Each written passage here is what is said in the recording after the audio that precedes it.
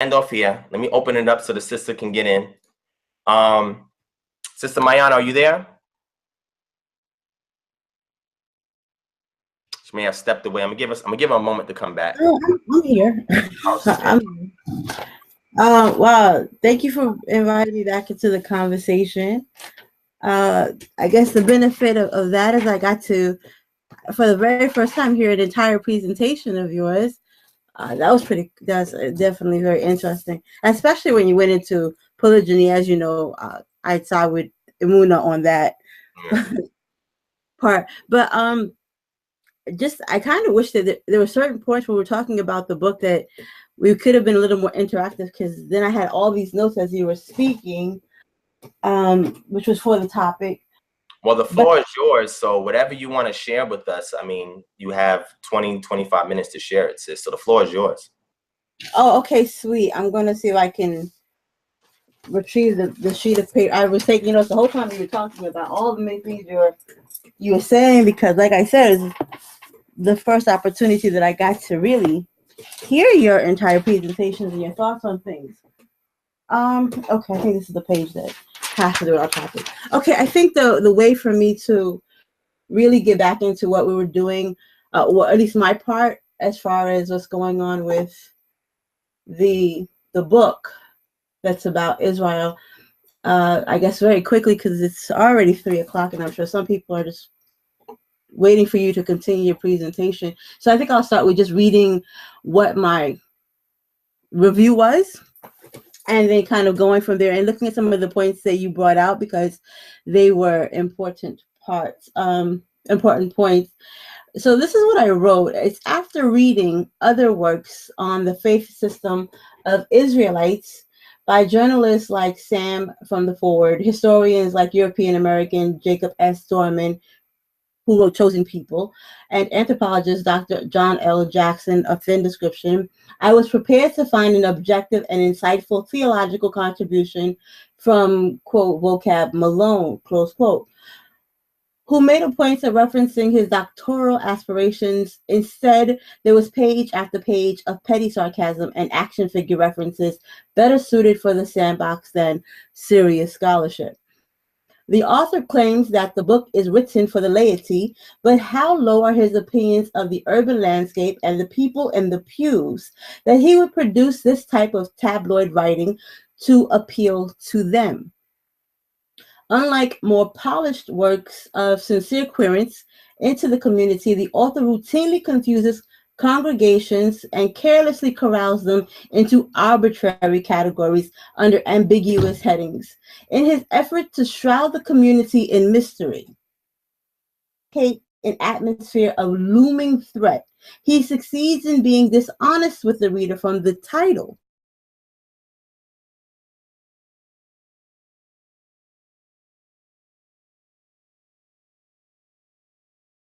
Or he claims in chapter 5. Yes, okay. In chapter 5, ultimately prove useless, as the author refuses to accept that doctrinal differences are so pervasive that it is impossible to craft a cookie-cutter response that is more often than not unattached to any, quote, camps.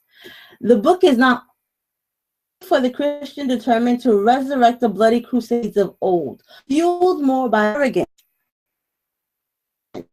than for the love of Jesus, completely void of the instruction given in 1 Peter 3:15, Barack Obama versus is suitable for the thug theologian, grind, and gaslights tensions already boiling over in Trump's America. In the end, I recommend that sincere Christians interested in apologetics and evangelism and not vigilantism, history of Israelites from titles like the ones I mentioned in the beginning, and reach out to their local churches and their local church leaders to study and show themselves approved, so that they are secure in their own understanding without having to lead on his. to explain what the Soli Deo Gloria, which he likes to punctuate everything with, which means the glory of God alone, a concept that as a strict neo-Calvinist, the author failed to protect in his self-made work. Christians, you are encouraged to trust God alone and not in man. So the points that are being made here, and that I heard you mention as well, is that nothing to do with us. A lot of this has to do with him and whatever ideas and imaginations he wants to put forward. To the susceptible reader, a lot of what he tries to push through might go through, which is why in the interview that we did, I spent so much time on definitions. I spent a lot of time setting up what a logical fallacy was, and allowed him to provide those definitions. So it wasn't something that we were imposing on him, but something that he himself acknowledged. And this idea of the false premise. So there was some critique about why are we dealing with the title for so long.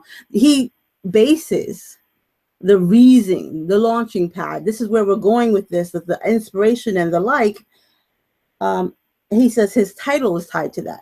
The title was built on a false premise, and this sets a pattern for the rest of the book. There's false premise after false premise. There's bootstrapping. There's a dog whistle kind of approach happening. You spoke about certain keywords. You spoke about language. You spoke about keywords. You spoke about and this very particular language, this use of language to elicit very specific emotions, is what was the problem throughout the book. As you stated earlier in the conversation, that although he was looking for us to necessarily pick up passages and say, oh, look at this sentence, instead of saying what's behind the sentences, and this kind of ostensible reasoning is what he was counting on, I suppose. And although if I wanted to just look at it line for line and letter for letter, I could also take issue with those things. But the fact is that intentionality is also a very important factor for any writer. In fact, watch this. So give me a moment. John L. Jackson, who I happen to have followed quite extensively, where I know that I'm an anthropologist, I'm not a theologian. I abandoned seminary school in my 20s, but I'm an anthropologist. So John L. Jackson is one of the few anthropologists that I'm very, very familiar with. Indeed, I had the honor of interviewing him not once but twice on this very topic. But anyway, he writes about sincerity. He always writes about sincerity. And in the description, he says this about sincerity: the sincerity of the ethnographer is also at stake, and increasingly verifiable as ethnographic research morphs into publishable material. But before publication, sincerity demands vetting. I'll give that to you again. Sincerity demands vetting. And so what we did on Debate Talk for You was we vetted his sincerity, because a responsible ethnographer is going to have a type of relationship with the subject that allows them to preserve the authenticity of the community and not try to redefine it. And what we find with Shield Squad, I'm going to move away from necessarily putting personal blame on the author, and because there's a bigger movement, intentionally, deliberately, and purposefully, there's a bigger movement here. And so what this group has decided to do is try to control definition, and there was a conversation earlier when you were talking about, I think it was Jonathan Edwards, this idea of paternalism, which explains the taking away of our naming prerogative, our ability to name ourselves. Children are named by others. This the taxonomy that we find happening here. This is the privilege of a ruling class that doesn't allow for the humanity and for the maturity of a community to speak its own truth, or to preserve its own truth, and to instead be reimagined by the other. And that's what I find happening here. Now, what he wasn't counting on was that there were people on that panel that weren't just members of the city, but have also been members of academia in all of these very various spaces. Both myself, you, Only Love, and Imuna have all been in these theological spaces. And so we're not unfamiliar with them, and we're not confused or impressed by them. We don't get flustered by these terms, and they aren't so unfamiliar to us that we have to retreat from them instead of just engaging them or dismissing them.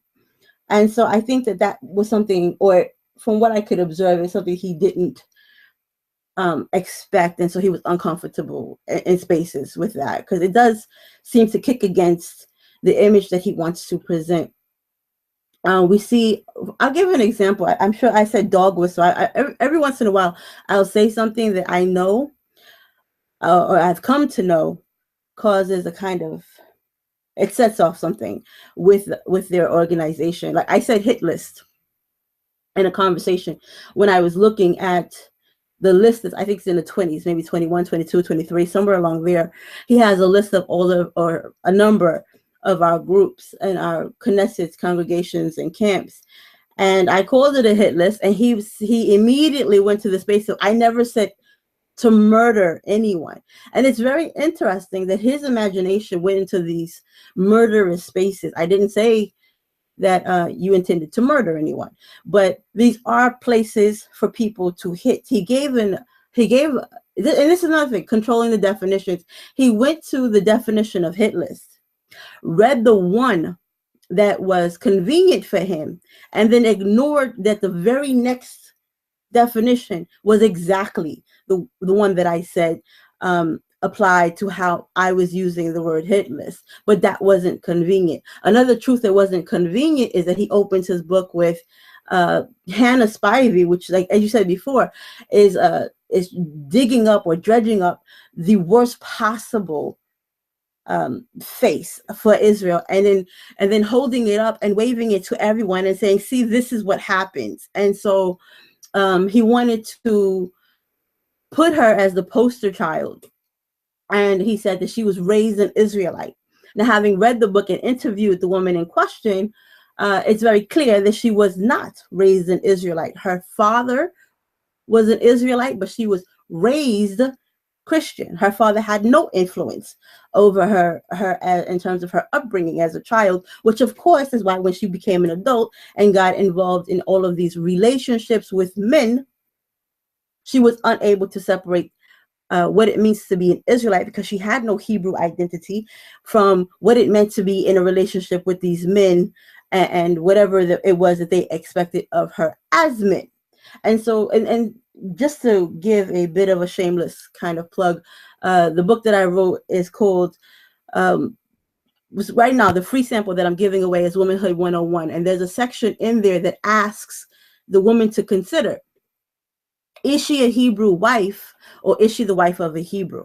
And that's the kind of question that Hannah would have had to be confronted with. She was not a Hebrew wife. She was not a Hebrew woman. She was the woman of a Hebrew, and that has very different consequences. So she was not, in any real sense, a member of our community. She was the girlfriend to someone who was a member of our community, which is different, and it's an important difference. The thing that he also took exception to was me saying that it would resurrect the bloody crusades of old. Very clearly, this is saying that it could resurrect a mentality that affects, that it has a similar end goal as the crusades of old. Why bloody? Because those crusades were bloody, and these initiatives have the potential to be bloody. This is why I say that it will appeal to the type of person that has an axe to grind, to the type of person that has already made certain assumptions about Israel, and they're not interested in learning anything else.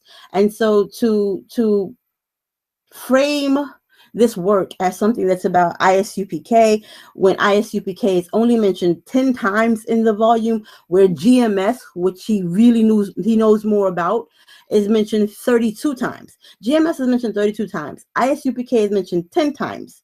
GOCC is mentioned 8 times.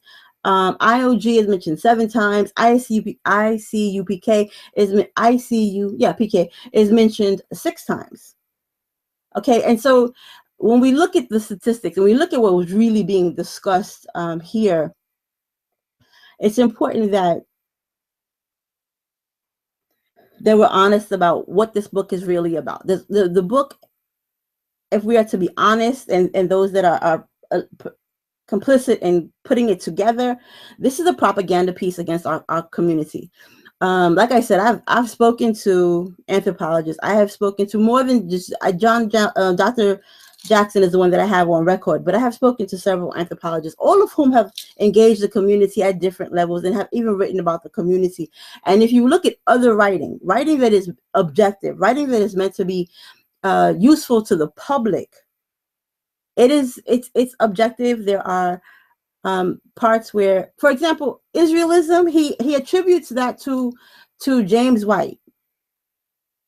Dorman writes about that. Dorman is writing years before they have, decided to participate in their critique of our community. This word Israelism, as it's applied to the community, is used by Dorman, and I can't even confirm that it's first used by Dorman, but it's definitely used before James White. And he said that he read this book.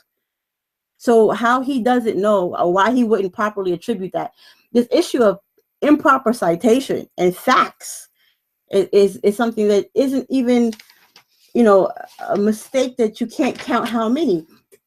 When I first saw that he listed Mahalia, I'm mispronouncing her name because it's not in front of me, but when he mislabeled her as an ex-Israelite, I immediately notified Only Love. Immediately, because remembered it that she passed away, and she passed away, mind you. So this is misrepresenting the deceased and didn't even giving enough honor, or just not even to our community, but to the integrity of his own work, to fact check before he so zealously tucked people into the categories that he wanted to tuck them into. But I was not prepared to do that. So I went to Only Love because I know that she had a relationship with this woman. And you heard from the interview how offended the sister was. Offended on behalf of her personal relationship with that sister, and the fact that the sister has surviving members of her family.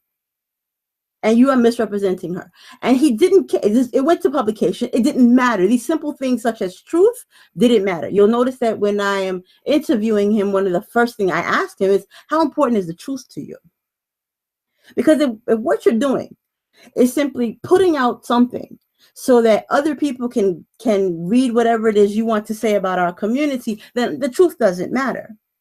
It can be as sensational as it needs to be. It can fill page after page, and it doesn't matter how close to the truth it comes, because that was never your intention to begin with. And so I wanted to ask him, have him on record as expressing to us where his integrity lies. I think there are certain portions of his book that indicate where his integrity lies. All of again, since I don't think that this is a forum to bash him personally, and I don't have any investment in doing that here or elsewhere, but I think that one of the things that is that he refused. Like the brother, you mentioned that you asked him about his religiosities and his positions on certain things, and he didn't feel like it was applicable to his book. But even there, it's important. Dr. Jackson would say that it's important as an ethnographer, and I agree that he's not an ethnographer, but anthropology and theology have several intersections, and recognizing one's own bias is the basics when you are going to engage another community. Being mindful of where you are, your positionality, and the luggage that you bring with you into someone else's house is something that you cannot say is not important or is not relevant to the material you produce. And so what we find now is that the community attempted to hold him accountable, and it was considered audacious. It was audacious of us to hold this interloper accountable for what he was trying to present to the world on our behalf. And for me, it's problematic for me more in this area of, very often when the men are talking to each other and with each other, there is this kind of invisible population of the women and children that are behind them. And so the men are great with the sword fighting and the chest bumping and all of that. But at the end of the day, there are women behind you. There are children behind you that will absorb some of the consequences of all of that posturing. And so I ask that not only that man be, and that group be conscious of how they are affecting the rest of the community, but even for our brothers to do that. The men who have allowed this intrusion into the community, I think that it's fair to ask that the doors be closed, that the doors be locked, that this domestic sphere be protected, and that if they insist on playing with the neighbors' children, to take it outside. And just like, yeah, it may sound a bit maternalistic on my part, but yes, just as your mother would tell you, we don't like this kid, take him outside and play with him. He cannot play in the house. He doesn't respect the rules of the house. Take him outside. I feel that is something that we may have to consider. We have to consider, and we have to consider that there's some very deliberate things happening here. Whenever we have someone that wants to paint us in this very racially intensified space where we're not, I don't know, I don't know how many of you would disagree. We're not this incredibly racial. Like, first of all, race is not a construction that we created. That's a European construct. If you were to ask any of us, we don't deal in terms of race and we don't deal in terms of religion. These are their definitions, and they're trying desperately to stuff us in them and shackle us to these definitions, refusing to allow us to escape those things that make them comfortable, which is their own definitions. And so when we have a person who refuses to acknowledge you for who you are, then you don't need to engage these people. If they're calling you by a name that is insulting, or a name you don't recognize or acknowledge, then you don't acknowledge the person using the name, and yet we continue to entertain. So I think that this is why you see the strategy changing. The strategy has gone from I have this urban sensibility. Look at me, I'm so familiar. I have this rap background. I'm not dangerous. You can relate to me, I can relate to you. So the original strategy was to be familiar. But now the strategy has changed to now I'm going to be provocative. I'm going to make you respond to me because your ego wants to respond to me. And again, I'm not going to tell the men to allow their ego to suffer any losses. If you must engage away from the women and children, unless, as the brother said, you are going to protect the women and children in these very tangible ways. Because he is definitely, and the reason why I brought up the fact that we are in Trump's America, this particular volume paints us in a very specific racialized lens.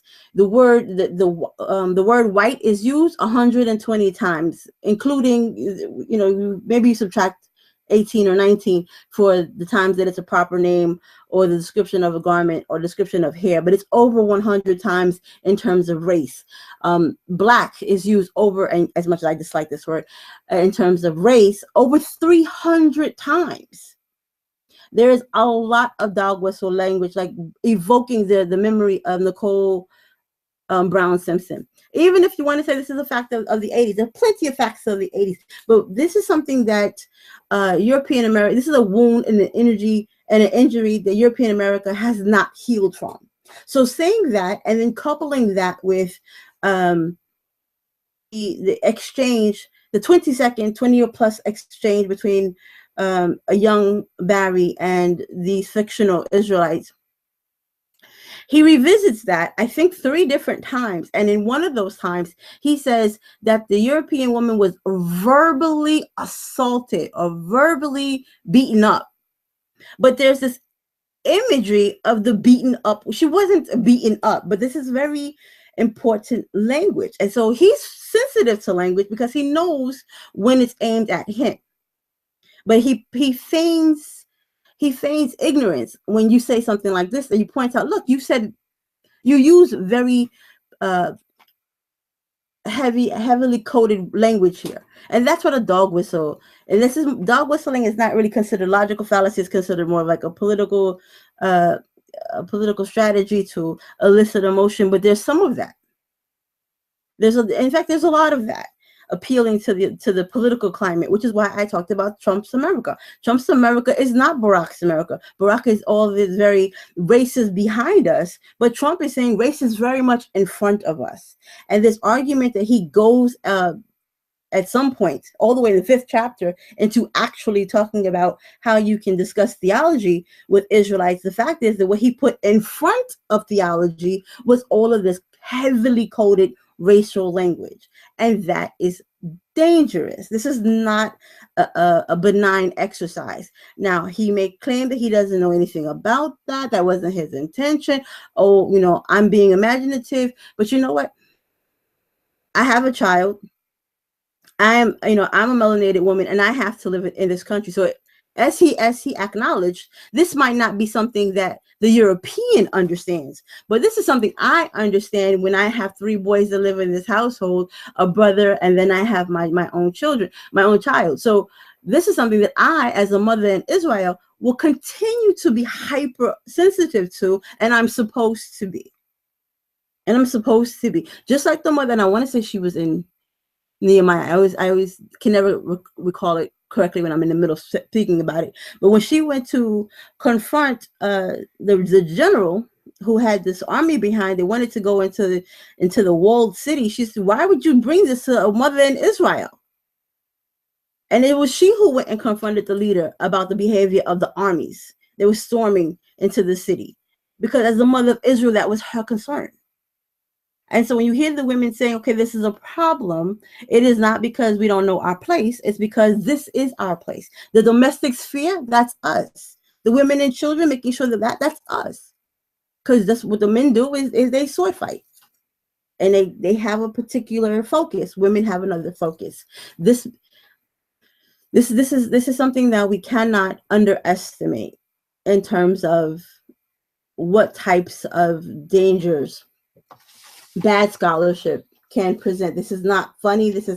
For him, this is a hobby because he gets to go back and decide that abortion is important tomorrow, and he can go back and attack the Islam people again tomorrow, and this will no longer be an issue for him.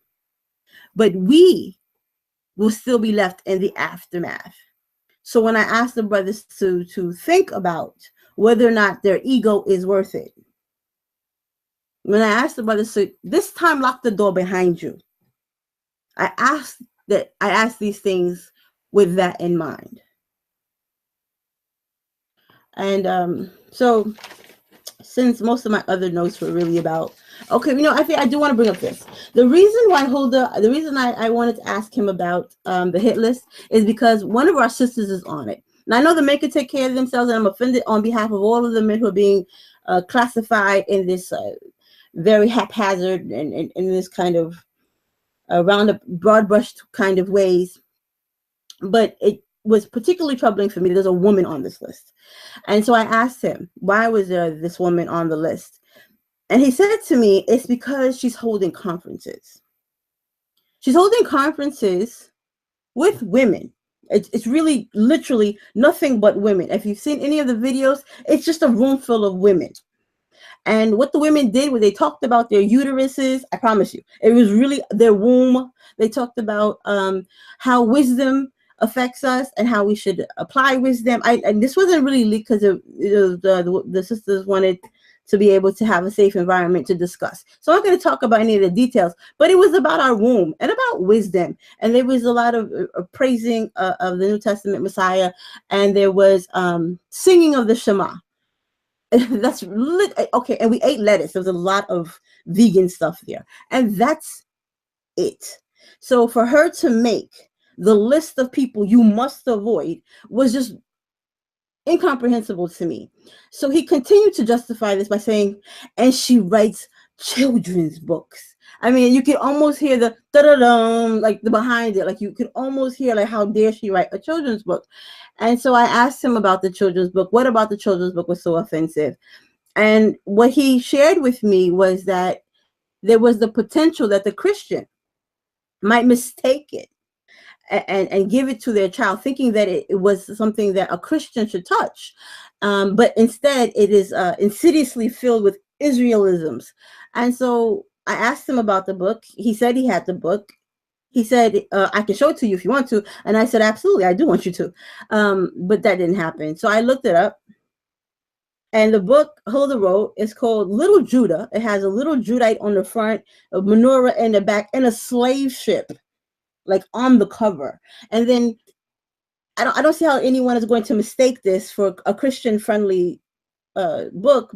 And then on the back, it literally says that the little boy has discovered his Hebrew culture and is explaining to his friends why he's preparing to return to Sion.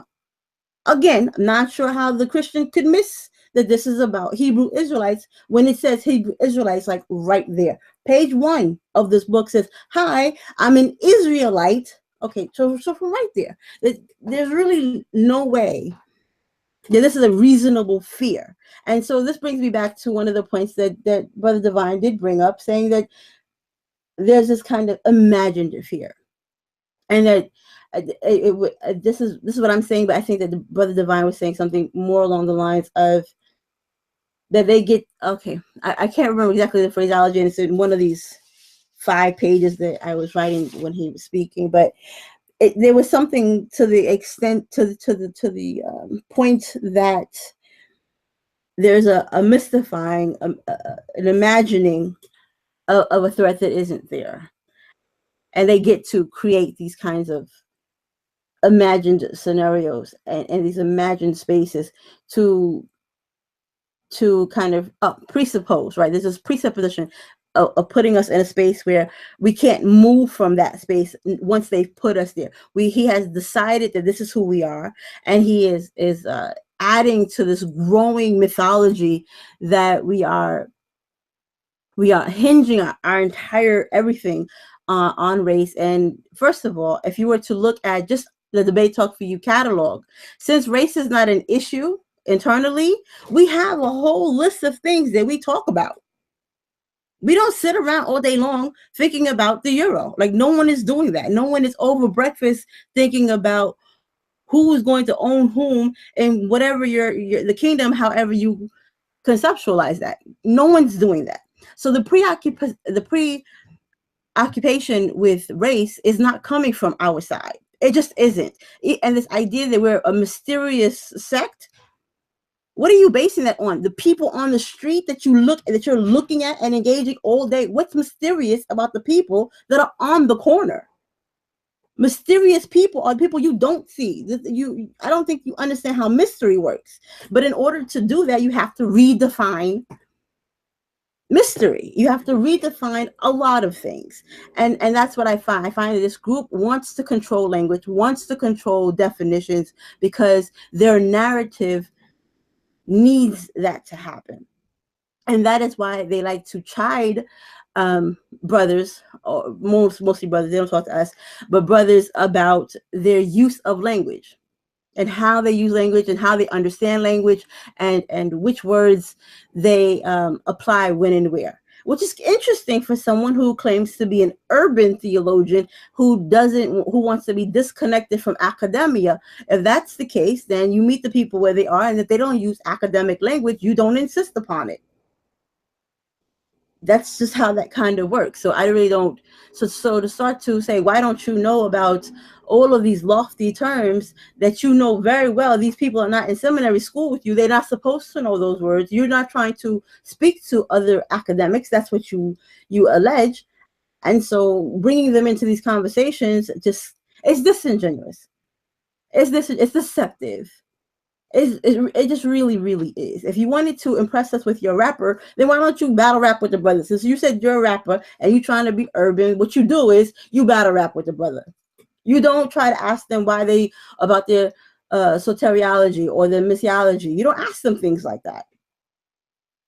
You ask them, who do they like? You don't do, nothing you're doing is consistent with what you claim you came to do as a group. Again, I refuse to. I'm really trying not to make this a personal thing, because I don't approve of this kind of back and forth, and I don't want this to be a personal issue. I certainly don't want this to be an overly negative thing, because myself, the reason I am a part of Debate Talk for You is because I privilege communication.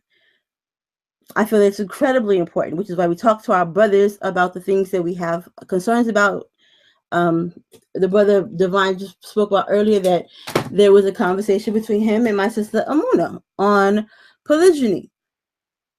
And Amuna and Divine and myself, we can still have conversations despite the fact that we disagree on the fundamentals, on the application of this particular marriage strategy, this marriage paradigm, and then move on to something else. And I think that's something that also frustrates the this other side, because that's not what they do, and that's not what they expect us to do. They need us to be as divisive and as villainous and as toxic as they as they have believed themselves, and they're trying to push out to the others. And so when people meet us and find that we're not having those types of conversations, and we don't have the degree of hate and venom, then there's a confusion here. That's why I wrote in the review that those who read this particular work are going to find themselves more unprepared than anything else, because we don't fit this description for the most part. We just don't. And so if he comes across, and I think I'll end on this, because I feel like I'm going to wind up just kind of rambling. But I will end on this. I find it extremely condescending for James White, and for James White to agree with, co-sign, and the people like him with this this group, to say that intelligent members of our community are an anomaly, that it's something to be petted or highlighted, this exceptionalism, this attempt at exceptionalism that they do with Brother Divine, and that I heard them do with Zato. I don't know if it worked with the brothers, but for me, I immediately sensed exceptionalism, and probably because I grew up with it. This idea that you're really smart for a brown girl, and that you excel for a brown girl, and this idea that it's exceptional and not expected in my community. I know a lot of extremely intelligent people, which is why I was able to put all of them on one panel without even trying. And that's what I wanted to demonstrate, that our brother Divine is not an exception. He's an example of the intelligence in our community. There's a lot of intelligent people in our community. They're just not playing on YouTube. I'll end with that, unless the brother has any questions. Okay. Brother Divine, thank you for letting me rock out. Where you at? No, I'm here. I was multitasking while you was talking. I wanna thank you for everything that you said, because you hit so many nails on the head. I'm very proud of the fact that I considered having you on a platform, because I've spoken to you times in the past on things we agreed on, things that we may have disagreed on, but there's never been any kind of bad blood, disrespect, or anything between me and you. I have the utmost respect for you, because I follow your work on several things that you do, even the Debate Talk for You series, and I extremely enjoy it. And the last thing that you said to me hit home, because their perception of our community is like we're all idiots. You know what I mean? We're uneducated, high school dropouts. We didn't really have no purpose in life, so we found this Hebrew Israelism movement and decided to become a part of it. And in doing so, all it's doing is becoming a stain in our community, and that's very unfortunate. I never profess to be the smartest person in our community, because I'm not. Like you said, I just represent that niche of people who happen to know and be on their P's and Q's, such as individuals such as yourself, and happen to interface apologetically with other opposing worldviews, just to let them know that, hey, you know, you may not have come across a lot of people who can hold, you know, water to you, you know, and go with you toe to toe on several things that you're saying, because a lot of the ones that you've encountered or targeted may be unaware of certain of the lingo that you use, the jargon that you use, terms that you use, concepts that you understand, because you've excelled in a particular way in life that they have not. So you're going to use that as an edge in order for you to show the public how, oh man, you see these disgruntled, uneducated people, you know, they formed this movement, and this is pretty much what it breeds, and this is what it attracts. And that's very unfortunate, because what they see only represents less than half of the overall general community abroad, not just here in the US, you know, and they turn into a racial thing. Like you said, we identify as indigenous people by tribes, right? Tribes, customs, culture are the things that we gravitate towards as people of color. And when we get into a society, a Western society that teaches us it's about race, and they impose this mentality, not just on us, but everybody of color, and even people who are of European descent, because a lot of them are misinformed as well.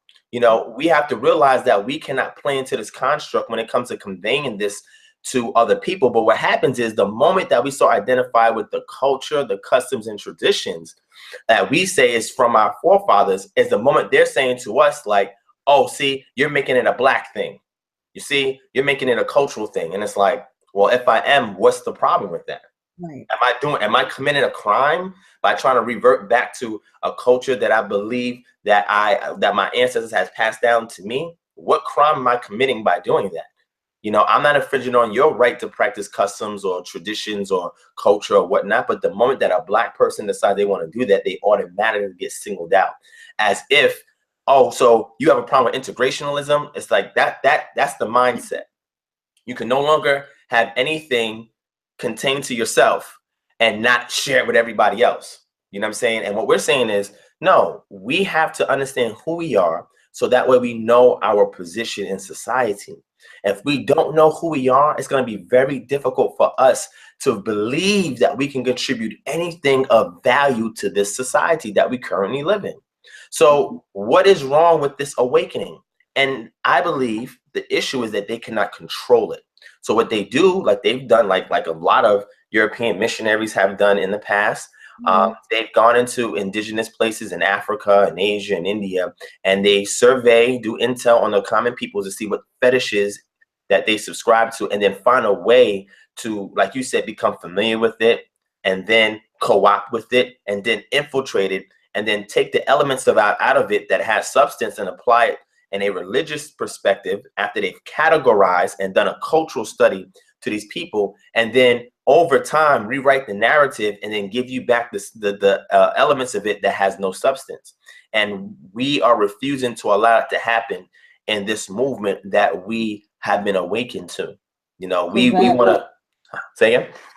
Correct. I was and the other part of that is that if we are not allowed to recognize and identify those parts of our culture, those features of our culture that belong to us, then this idea of sharing can't happen anyway, because we don't know what's ours to share. You're asking to share your stuff. You're not allowing us to have our stuff. Our stuff is not allowed to be understood or reclaimed at all, because the only thing we're allowed to have is what is given to us. And again, that goes back to that paternalistic position and ideology. And this is what's happening. And I'm writing about, and I'm going to discuss it briefly, is that there's this idea that because we're not something they can understand, they have to convert us. The reason they're calling it an ism, despite how much we fight against it, we're not an ideology. It's this idea, but in order for me to understand you, this is what the group is saying. In order for me to understand you, you must become an ism. Just like if you look at a math equation, if you have Y on one side and 3 on the other side. You cannot make that. That's not an equation that's going to work. Something has to convert so we have 2 of the same things, and then solving can happen. We need that. They're looking at us as something to solve. And in order for them to solve us, they have to make us look like what they're used to looking at. And that is why this ism language keeps coming up. No matter how much we say this doesn't apply to us, they're saying it has to apply to you. Otherwise, we don't understand you. Yep. And then not only don't we understand you, now we're going to perceive you as a threat because we don't understand you. And that's how we're going to brand it until you come into alignment with what we're familiar with.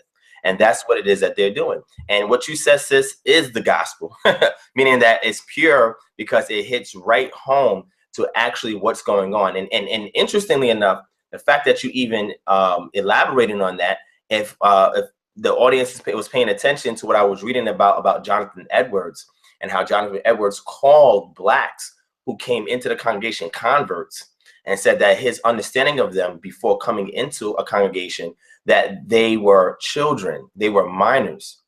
That's how those Southerners, white Southerner Calvinists, viewed black people.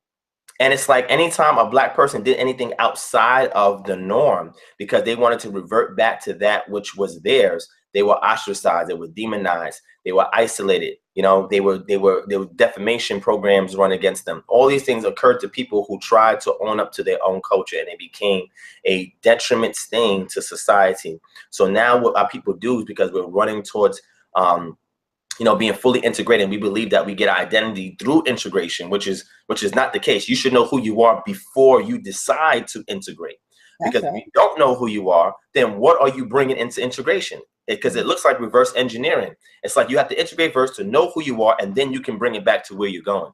And that right there has never been a blueprint that actually works for anybody that's trying to engineer anything positive in our community. So I believe that as long as we take a stance to say this is who we are, we're going to continue to teach who we are, we're going to continue to share in it, and people who are compelled by it, they hear it and they want to cling onto it, so be it. We have no problems with that. But we're not going to subjugate ourselves to your authority, your rule, your standards, your categories. That's not going to work. And that's why whenever we look at black, they put the term black on it. That's done in a derogatory fashion. That's not done as something positive towards us when they say black, because it makes it looks like we're an extremist group and that all we care about is just the black community and nothing else. We don't live our lives like that. So when people brand us like that in the public eye, it automatically screams extremism, terrorism. Be careful. And even him saying that, oh, we have to, make people vigilant in our community to ensure that the black church does not get intruded upon when they encounter what it is that we're sharing, as if what we're sharing is going to cause them to pick up a gun and go shoot somebody, to go and make makeshift home bombs to go blow something up. It's like if somebody decides that they want to look into this cultural narrative of identity, what is the worst thing that can happen? Share the same views that we're speaking right now? That's it. But the way he's saying is make it seem like it's going to cause us to retaliate in some kind of way. So that's that way they have to run a crusade. Now, in his mind, when he heard you say that, he was thinking, oh, you mean we're telling people to go out there and kill Israelites and do? No, that's not what she meant when she said that. The crusade is a campaign for you to reclaim the vessels that you believe is yours by virtue of what you believe that was passed down to you. So if you believe that Christianity was passed down to a church who was primarily run by people of European descent, anybody that's outside of that scope, you're going to have an issue with. And we see this when we look at various ecumenical councils in the East, where a lot of these East churches had issues with the Roman Orthodox ecumenical councils, because they said, listen, we don't believe in that. And they said, well, if you don't believe in that, not only are we going to deem you a heretic, we're going to wage a war against you, because you may influence people under the auspices of what we teach to follow after what you're doing. So we're going to tell them, you must contend earnestly for the faith, because there's other people out there that's trying to take you away from the heart of the gospel. This is how they brand things. And they use this wordplay purposely because they want to subliminally program people to predict that anytime they hear anything from anybody that subscribes to the worldview that we subscribe to, that automatically what they're saying is going to spoil your ears, and they're going to deceive you, and they're going to bring you into a cult. Because I asked them that before. I said, so do you believe that? Well, I'm not going to really say that you're a cult per se. What you mean per se? Everything else you're saying points to us being a cult. So if you feel that way, just come out and say it. But why is he not going to say that? He's not going to say that purposely because he's trying to be careful, right? He wants the people who he's presenting his data to come to that conclusion on their own and separate themselves from us. And then he can walk away unscathed and say, hey, I never called them a cult.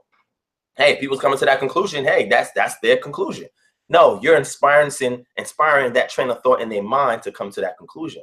And we see this. So what I will say to you, Sister Mayana, thank you so much for being a guest and sharing information. You're welcome to be on the show again. I would definitely love to host you. I love the way you talk, how you convey things, and it's edifying always for the sisters that's in the chat to hear from another sister, give information, give insight, because that's balance. And I know another thing that probably really bothers Vocab is that there are women in our community that are equally as judicious in speech as the men are, you know. And this, I think that's something that him being on a panel discussion or him having you on the show is really making him look bad, because in his mind, oh, all the women are oppressed, all the women are suppressed, and they can't speak, and they don't talk, and they don't know nothing. They got to depend on a man and all. But then when sisters come out and they speak, you know, and they convey, you know, their perspective, and he sees like, damn, well, I guess that the women are equally as smart as the men. And we as men have an obligation to the women to inspire and encourage them to be equally as adept to defend, because we may not always be there to protect our women. So there's times that they may be on the front line and they have to defend and protect against us. And if the men are not encouraging and empowering the women to be equally as strong-willed and strong-minded in their position, then the issue what's going to happen is the outsiders who sees us as a cult is going to go after the women first, right? Oh, the women are weak and they oppress, and they're going to try to use this narrative of, oh, they look at you as being weak. Oh, they oppress you and they suppress you. Sis, you need to come out of it and get liberty in Christ. That's how they sell it to you. Liberty in Christ. That's how they sell it. Liberty in Christ away from that cult. And in doing so, you'll see that once you're on this side, everything is going to be okay. And I tell people all the time, religion and culture is one thing, but human character is something different. I don't care what you profess to be. Human character is going to be the same across the board. You're going to have good people, bad people, evil people, virtuous people, no matter what walk of life and what religion or culture that you claim to be. That is the nature of man. These are things that are embedded in us, and things that is a result of how we are raised, how we are grown, what we're exposed to, etc. So just because you may leave one group and go to another group does not necessarily mean that the grass is green on the other side. But this is what they sell to people. And I'm not going to say the member's name, but there's a member on that squad who particularly singles out women who are married. I'm not going to say the name. Who are married. But it's very interesting.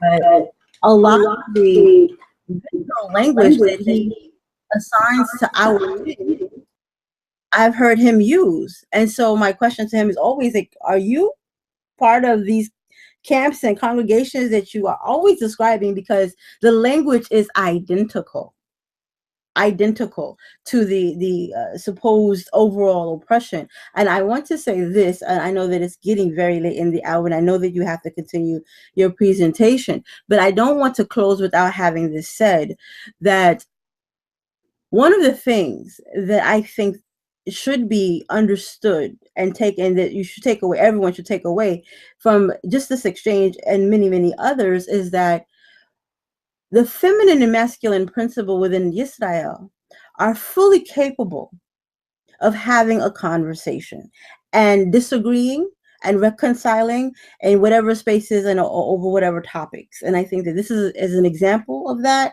and that the relationship challenge that that's currently in its third season, hosted by Emunah Israel, is evidence of that. Because unlike my panel, which is all women, her panel introduces and invites the masculine principle to sit at the table and to have this conversation. And the fact that we're going into our third season is evidence that the men will talk to us. The fact that you and allow, again, as you know, you and I haven't had any in-depth kind of long-term conversations, but for us to be able to talk for this long, to dialogue, knowing that we have disagreements between us in certain spaces, and still be able to call each other family, and still be able to have a conversation on just off of the merit of this other identity, this overarching identity, this idea of family. Just real family can disagree and still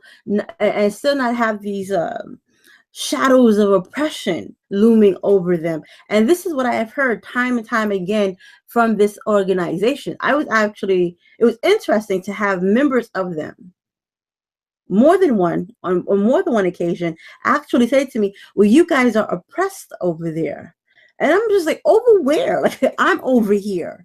I know what's going on over here. You don't know what's going on over here. Trust me, Mayana is not oppressed. I don't think there's any brother in all of Israel that would tell you that Mayana doesn't say what Mayana feel like she's finna say. There's no brother that feels that way. There's no brother that expects me not to say what I'm going to say.